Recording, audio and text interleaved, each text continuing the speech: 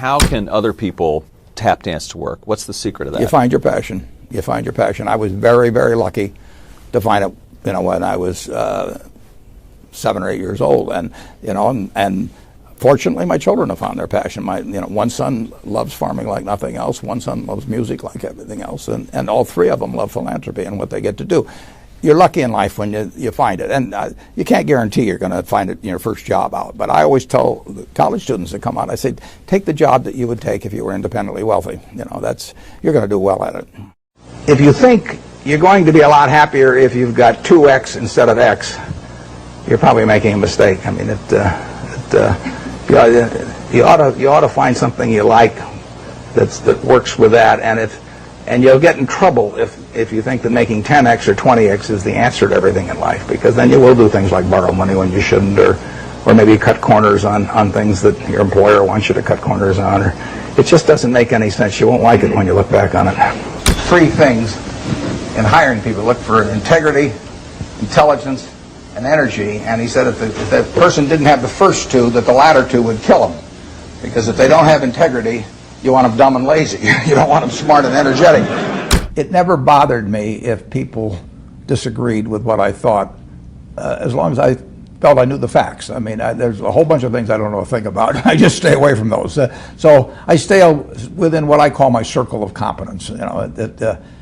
Tom Watson said it best. He said, I'm no genius, but I'm smart in spots, and I stay around those spots. Well, I try and stay around those spots, and I just don't have a problem if somebody says, you're wrong on something. I go back and look at the facts, and I think that really is much more important, frankly, than having a few points of IQ or having an extra course or 2 in school or anything of the sort. You need emotional stability.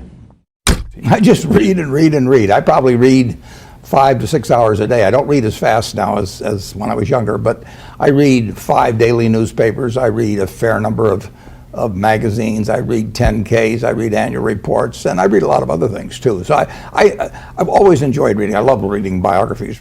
Famous lesson about a margin of safety, that you don't drive a truck that weighs 9,900 pounds across a bridge that says limit 10,000 pounds, because you can't be that sure about it. If you see something like that, you go down a little further down the road and you find one that says limit 20,000 pounds, and that's the one you drive across. The nature of capitalism is that people want to come in and take your castle. It's perfectly understandable. I mean, if I'm selling television sets or something, there's going to be 10 other people that are going to try and sell a better television set. If I have a restaurant here in Omaha, people are going to try and copy my menu and give more parking and take my chef and so on. So capitalism's all about somebody coming and trying to take the castle. Now, what you need is a castle that has some durable competitive advantage, some castle that has a moat around it. And that moat, one of the best moats in many respects, is to be a low-cost producer.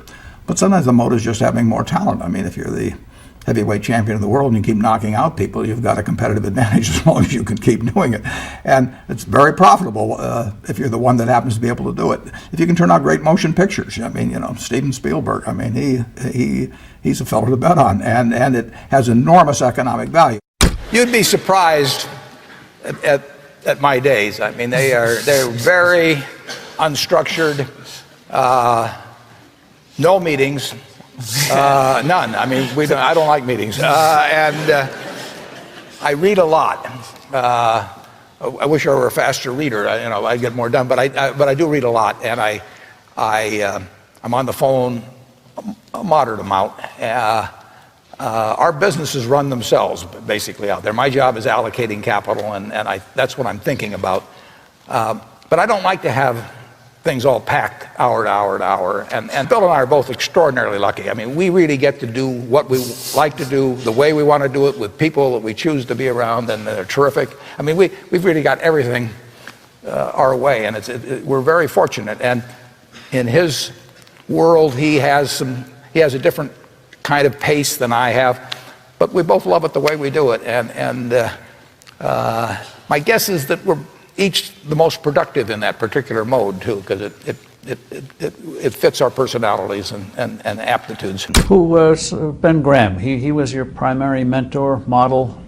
He was a wonderful man, and he was my professor at Columbia. I read his book when I was 19 at the University of Nebraska, and I'd started investing when I was 11, and I started reading about it when I was like 7. So gone through I read every book in the Omaha Public Library that there was by the time I was 12 on investing and stock market. And I had a lot of fun, but I never really found out, I never got grounded in anything. And it was entertaining, but it wasn't going to be profitable. And then I read Graham's book, The Intelligent Investor, when I was at the University of Nebraska. And pulled it that all just together. opened the whole thing up to me. Yeah, and I named my oldest son is named Howard after my dad, Graham Buffett, and he was a marvelous man. Never expected anything from me in return. Ben Graham, in his low teens, looked around and he looked at the people he admired, and he said, you know, I want to be admired, so why don't I just behave like them? And he found there was nothing impossible about behaving like them. And similarly, he did the same thing on the reverse side in terms of getting rid of those qualities. You have given a lot of fabulous advice, but what's the best advice that you've ever received? Well, I received it in a variety of forms, particularly from my father when I was very young. But I mean, he basically, I think, taught me how to live. Not that I did it perfectly or anything like that, but I mean, he was giving me lessons, but he wasn't doing it by preaching to me. He was doing it by example. But basically, well, the biggest lesson, in a sense, I got is the power of unconditional love. I mean, I think there is no power on earth like unconditional love. And I think that if you offer that to your child, I mean, you're 90% of the way home. And there may be days when you don't feel like it. It's not uncritical love.